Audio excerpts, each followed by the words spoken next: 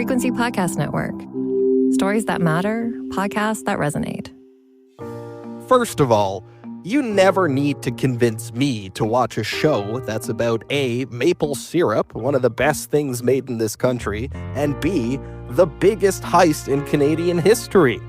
The Sticky follows plucky underdogs played by Margot Martindale, Chris Diamantopoulos, and Guillaume Cyr, trying to pull off a maple syrup heist. A heist that, by the way, is inspired by the crazy true story of the Great Canadian Maple Syrup Heist that we have covered on this podcast in the past. Honestly, just sign me up now. I'll be tuning into Prime Video for The Sticky, which debuted yesterday. This is a 6-part comedy drama series. It tells the story of Ruth Landry, a humble maple syrup farmer who, in defiance of a heartless system, assembles a team to undertake the Canadian heist of the century. The target, the country's multi-million-dollar maple syrup surplus. I mean, come on.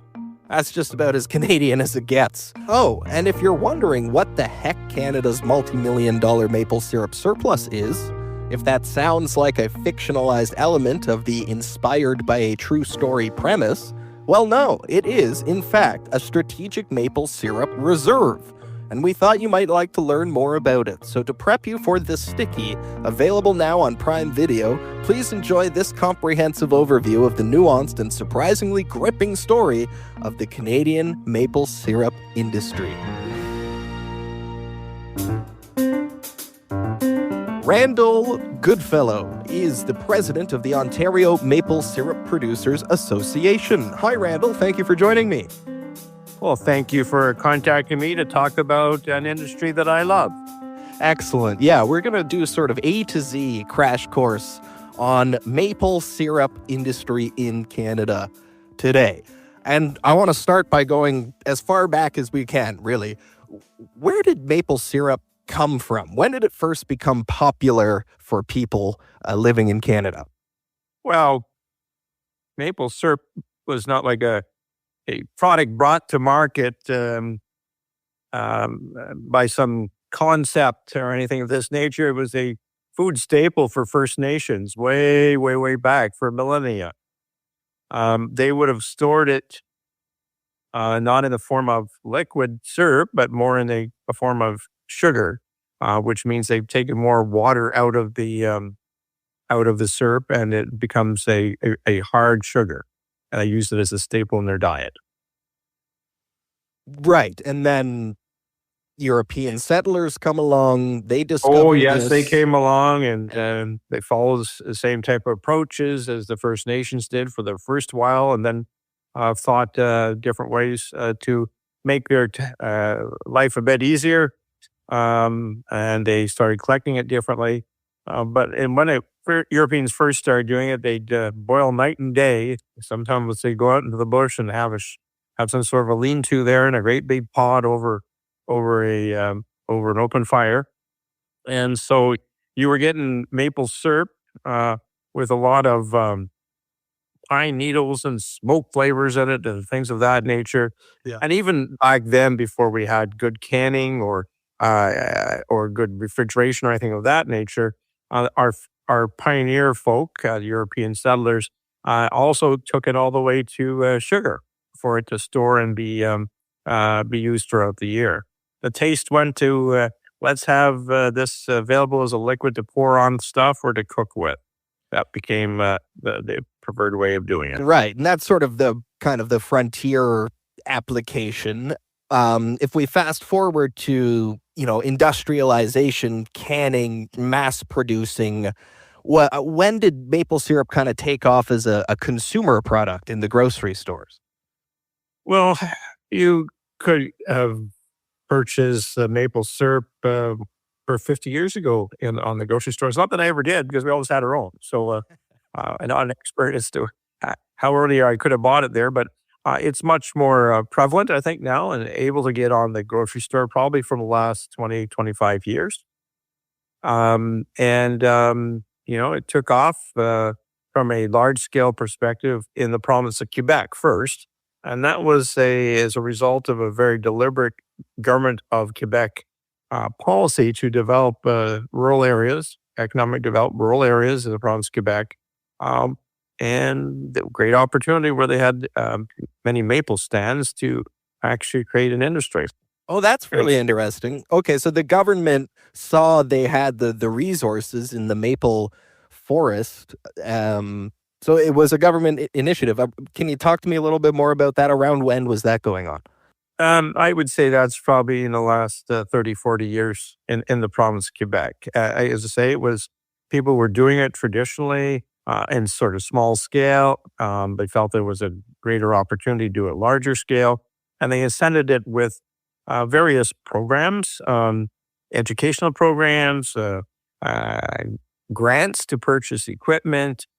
They also made available crown land that maple syrup producers could access and tap the trees on. And from there, they've done a lot of investment in research, things of this nature. They treat it as a very significant industry. Quebec produces 75% of all the maple syrup produced in the world. And if you say, well, how much does it produce of the percentage? What percentage does it produce of all of Canada's syrup? It's actually 90%. Wow. Just in the province of Quebec. Yes, yeah. Do we export maple syrup? Is it an export product for Canada that we send to other places in the world? Oh, it significantly is an export product. Big piece of it goes to the United States. Yes, they have their own maple industry, but it's not anywhere close to the size of Quebec's maple industry. And their population is much larger, so they're a very good market. Syrup goes to Asia as well as it goes over to Europe.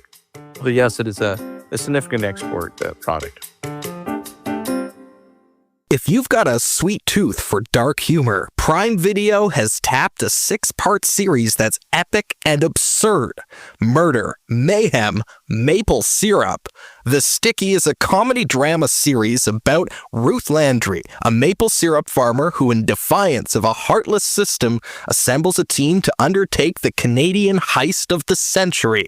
From executive producer Jamie Lee Curtis, The Sticky is inspired by the great Canadian maple syrup heist. Watch The Sticky, now streaming on Prime Video. So let's talk about the health and the state of the industry today. I've read a lot about climate change. Makes farming anything difficult. How does climate change, warmer winters impact maple syrup farming? Well, this last year was a good example of the crop of 2024. The season started much earlier than usual, and it ran much longer than usual. When something starts early, you may or may not be ready to be able to make syrup. You might not be within your work schedule, particularly if you have other types of farming operations going on in what you're doing. And so some people lost the first part of the season because it just came so early. The other thing is that traditionally it's like we say, oh, well, the best type of day is when it's plus 5 degrees Celsius and nighttime, it needs to freeze. Let's say it goes down to -5. So if we keep having +5, -5, +5, -5, we end up having those are considered are good, really good days. And why that change in temperature is important is that it helps make the sap flow inside the tree, helps create the vacuum for the sap to come up from the roots into the trunk of the tree. It's internal pressures that are created. Now, what's happened though is that sometimes we're not getting those plus in the day, minus at night. Because what's happening is sometimes it doesn't go down to minus at night, and so it's affecting some of the internal pressures within the trees, and it's affecting the yields. The other thing too is that we always felt that if it's cold at night, the sap that we have collected during the day that we might not have boiled on that day would basically be preserved as fresh as possible, and that's not the case anymore. But, you're the president of the industry association. The outlook for the industry is still positive. It's not a crisis time or anything like that. Oh no, not at all. The industry is still growing globally. president within the province of Ontario, we have great opportunities in the province of Ontario to produce lots more syrup. We actually have more tree resources than does the province of Quebec, and yet we're only roughly 3% of the overall Canadian production, as while Quebec is about 90% of the Canadian production. And it's not because we have a lack of trees in Ontario. We have lack of people wanting to do something with them. Okay. And, Yep. well, that always existed in the province of Quebec. They stimulated people to come to the industry. Another province that has done that is the province of New Brunswick. And we were number 2 position behind Quebec for the longest time. And then New Brunswick stimulated their economy. And New Brunswick, which had produced a very small amount of syrup, surpassed Ontario a few years ago. Very deliberate economic development policy. We do not, in Ontario, have a very deliberate economic development policy for the maple syrup industry. Okay, that's very interesting. We have the tools, like we have the trees, the inventory. Yeah, the trees are there. They just need to be tapped, right? Now, I'd like to ask you about a significant historic event in this country that has to do with maple syrup. A lot of people may not know this. The largest theft, the largest heist in Canadian history was something called the Great Canadian Maple Syrup Heist. I'm not making that up. Thieves stole over a period of a couple of years thousands of tons, millions of dollars worth of maple syrup.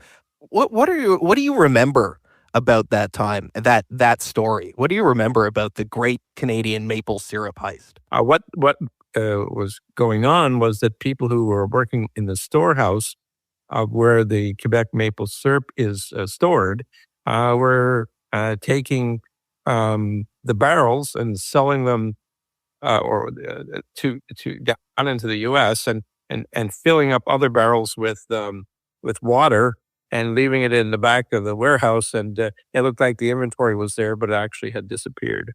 Not all of it, but a significant portion. So there's some value. And when you heard about that, what was your reaction? Did you think, maybe I should go check my warehouse and make sure it's all syrup in there? No, in the province of Quebec, they have a centralized system into which maple syrup is sold, and then it is warehoused by an organization or a number of organizations. Ontario doesn't work that way quite so much. We have probably, as individual producers, we have our own inventory, which we sell throughout the year. So Noah didn't have to go off and, figure out, is anybody walked off with any of my inventory? Right. We do have a number of packers in Ontario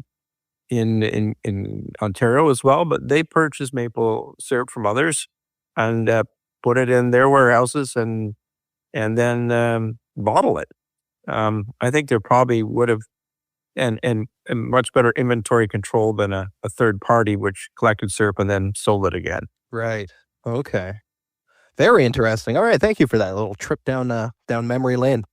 All right. I have saved the toughest question for last. Randal, Goodfellow, what is your favorite way to eat maple syrup? I could say that I just sometimes drink it right out of the bottle.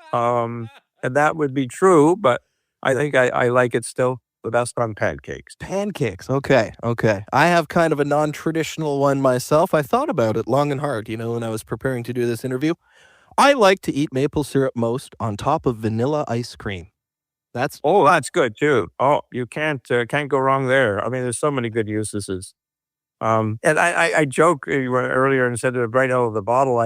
I have a client, I think he must guzzle it out of the bottle because how much he goes through. So, yeah. All righty. Well, we'll wrap it up there for today, Randal. Thank you so much for coming on the show and talking to us about Canada's favorite condiment. Such an interesting little bit of our economy. Glad I was able to connect with you today. Thank you very much. As you're soaking your pancakes with maple syrup this weekend, don't forget to check out The Sticky, available now on Prime Video. Thanks for listening. I'm David Smith.